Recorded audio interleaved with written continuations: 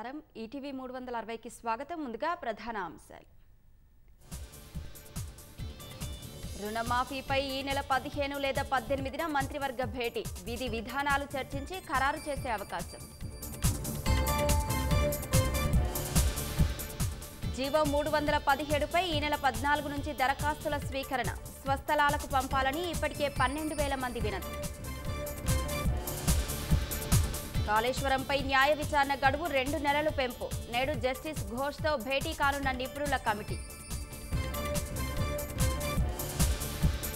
గొర్రెల పథకం అక్రమాలపై విచారణ చేయనున్న ఈడీ 700 కోట్ల అవినీతిలో మనీ లాండరింగ్పై ఆరా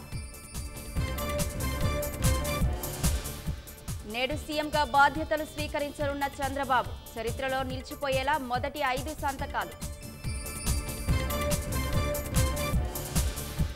జాతీయ అర్హత ప్రవేశ పరీక్షపై నేడు సుప్రీంలో విచారణ నీట్లో గ్రేస్ మార్కులు సహా 3 పిటిషన్లపై వాదనలు నేడు ఇటలీ పర్యటనకు వెళ్లనున్న ప్రధాని మోదీ G7 దేశాల వార్షిక శిఖరాగ్ర సమావేశానికి హాజరు T20 ప్రపంచ కప్లో అమెరికాపై భారత్ గెలుపు హ్యాట్రిక్ విజయాలతో సూపర్ 8కు దూసుకెళ్లిన టీమిండియా